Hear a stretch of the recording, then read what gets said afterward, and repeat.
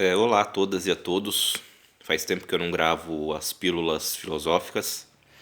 Hoje me deu vontade de gravar sobre esse assunto.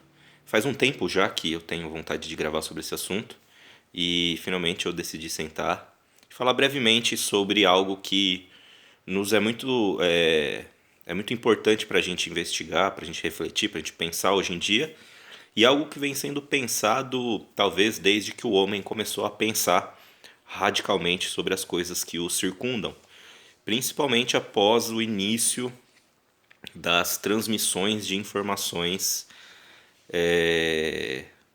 a partir de meios muito mais eficientes. Diria principalmente depois da invenção da imprensa e agora principalmente depois da invenção das redes sociais, da internet, é que a questão do erro. Por que erramos? Como é que a gente erra e erra tanto quando a gente vai transmitir informações ou falar sobre certas coisas que a gente não domina tanto? Existe um autor muito importante para o nosso conhecimento, para o nosso pensamento filosófico, científico, tecnológico. Ele é considerado o pai do pensamento moderno, o pai do método científico moderno. E esse filósofo chama-se René Descartes. Todo mundo tem pelo menos conhecimento do nome desse autor, porque a gente ainda aprende ele na escola. Não apenas em filosofia, claro, mas principalmente em matemática. Apesar da física cartesiana ter caído, e caído talvez bem antes de ter começado, né? A sua geometria ela ainda vigora, ela ainda é aplicada, ela ainda é estudada. A geometria analítica que vocês estudam na escola, ela é de matriz cartesiana. Mas por que eu estou falando de Descartes? Porque, primeiro, a intenção dessas pílulas é a gente refletir a partir dos filósofos e das filósofas que são importantíssimos para a história da nossa cultura, do nosso pensamento, da nossa condição. É mostrar que não importa muito a época, né, que essas autoras, esses autores viveram, mas importa a consistência daquilo que pensaram e como isso pode ajudar-nos a pensar sobre questões atuais, contemporâneas. Como eu disse, Descartes ele ainda vigora e vigora muito. Quanto mais batem nele, quanto mais a época vai aprofundando os seus problemas, a gente vai vendo que ele se mantém de pé, porque ele ainda consegue oferecer material para a gente refletir sobre nossas próprias questões. E o Descartes nos ajuda muito a refletir sobre a natureza do erro, do porquê erramos, do porquê toda hora a gente se dispõe a falar sobre aquelas coisas que a gente não sabe. E a gente transmite isso e a gente dissemina coisas que a gente não tem condições de saber. Não por uma incapacidade nossa de não saber, mas por uma falta de método, de rigor suficiente para que a gente de fato conheça aquilo que a gente pretende transmitir para os outros. A gente vê nas redes sociais, e desde que elas foram inventadas, disseminação absurda de notícias falsas, de conhecimentos falsos. Pessoas deliberadamente inventam notícias, inventam afirmações ou negações de fatos e disseminam isso para as pessoas. Existe até pessoas que inventam e acreditam que aquela invenção é verdade. É um tipo de patologia que, ao ser transmitida, é disseminada patologicamente por um número imenso de pessoas. Mas aqui vem a nossa reflexão a partir do Descartes. Por que erramos? Qual que é a natureza do erro?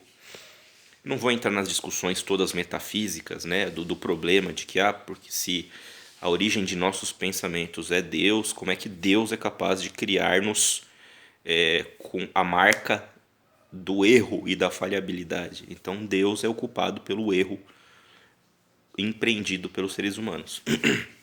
Descartes tem uma resposta a isso, claro. Mas aqui nos interessa uma leitura básica de uma obra chamada Discurso do Método, e eu recomendo que vocês leiam as outras obras do Descartes, as regras para a direção do espírito, as meditações metafísicas, e os princípios de filosofia, acho que fundamentalmente os princípios de filosofia. Mas aqui eu vou me limitar a uma reflexãozinha sobre o discurso do método. Bom, eu vou chamar aqui essa reflexão sobre a origem do erro em Descartes de uma teoria do juízo. No nosso pensamento, Descartes vai dizer, a gente consegue distinguir certas faculdades mentais, certas faculdades do nosso aparato cognitivo que servem exatamente para que a gente consiga lidar com certas ideias. A gente tem a faculdade da vontade, do entendimento, da imaginação, enfim, e cada uma serve a um propósito. Sem essas faculdades, principalmente duas aqui, a faculdade do entendimento e a da vontade, nós não seríamos capazes de produzir juízos. Se nós tivéssemos apenas a faculdade do entendimento, nós apenas perceberíamos ideias, certo? Só que para que um juízo seja construído, a gente precisa de uma capacidade de juntar essas ideias umas com as outras, ou de separá-las para poder analisá-las e poder afirmar ou negar essas ideias, se elas são verdadeiras ou falsas, se elas são válidas ou inválidas. Só a capacidade do entendimento, de perceber ideias, não dá conta da gente produzir um juízo, segundo Descartes. Um juízo é o quê? É uma afirmação ou negação dessas ideias, certo? Capacidade que a gente tem de uni-las ou separá-las para analisá-las. Para Descartes é fundamental que essa outra faculdade, chamada vontade, se alie junto com o entendimento para que a gente tenha a condição de unir, separar, analisar e construir juízos, certo? O juízo, a afirmação ou negação de certas ideias só é possível porque entendimento e vontade operam uma certa síntese, certo? Cada um oferece aquilo que exerce, aquilo a faculdade consegue operar de uma forma para que a gente produza juízos. O entendimento é a capacidade de perceber ideias. A vontade é essa faculdade em nós que afirma ou nega certas ideias, que as une, as separa e afirma, né? E ao ajuizar, afirma se são verdadeiras ou nega se são falsas. O problema é que vontade para Descartes é liberdade infinita, absoluta, certo? Em nós essa liberdade é análoga à de Deus, né? Nós temos tanta vontade quanto Deus tem. É liberdade absoluta. Tanto Deus como nós temos a mesma capacidade de vontade. Só que em relação ao entendimento, não. Descartes, inclusive, diz que entendimento e vontade em Deus são uma e mesma coisa. Deus percebe e afirma e cria aquilo que ele quer, porque ele não faz essa distinção, né? O que ele quer é o que a coisa é, e o que ele quer e a coisa é porque a coisa é boa e verdadeira. Tudo bem? Em nós, o entendimento não funciona assim. O nosso entendimento, ele é limitado. Nós não temos acesso às coisas que Deus tem. Nós somos criados, nós não somos criadores. Tudo aquilo que é criado, ele é necessariamente finito e falível, certo? Ele tem uma certa falta. Ele não é perfeito, ele é imperfeito. Descartes vai dizer, quando é que nós acertamos? Quando é que nós temos a verdade na mão? Quando o nosso entendimento acompanha a nossa vontade. Quando a nossa vontade consegue afirmar ideias que se apresentam clara e distintamente para nós, certo? Quando a gente só afirma aquilo que a gente tem com clareza e distinção, a gente não incorre no erro. A gente erra quando? Quando a nossa vontade afirma ou nega aquilo que nosso entendimento apreende confusamente. Essa é a natureza do erro. Não é Deus o autor do erro que nós temos. Somos nós próprios. Quando nós não fazemos nossa vontade acompanhar nosso entendimento. Certo?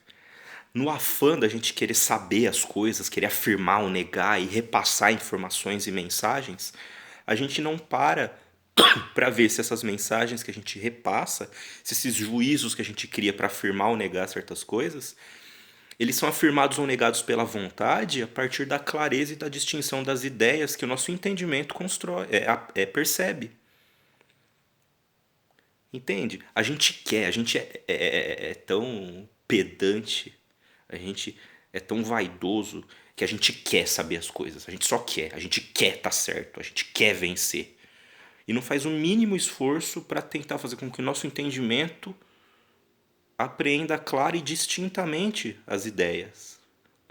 Que a vontade deve afirmar ou negar. Toda vez que a nossa vontade afirma ou nega as ideias que nosso entendimento percebe, mas essas ideias são confusas, são obscuras, a gente erra. Isso é deliberado. Se a nossa vontade é liberdade absoluta, é infinita, nosso entendimento é finito, não é absoluto. A nossa vontade supera muito a nossa capacidade de entendimento. A gente precisa fazer o quê? Para não errar, segundo Descartes, para que a gente tem que equalizar. O entendimento só deve afirmar ou negar aquilo que ele percebe clara e distintamente. A vontade deve acompanhar o entendimento. A vontade deve afirmar ou negar aquelas ideias percebidas pelo entendimento clara e distintamente. Do contrário, o nosso afã de querer saber e afirmar as coisas só vai fazer com que a gente incorra no erro. E isso eu acho que o Descartes nos alertou muito bem. Pai da metodologia científica moderna. O cara que aplicou a geometria na álgebra consegue nos fazer refletir sobre um pouco mais das coisas que a gente faz hoje em dia, principalmente na internet. Certo?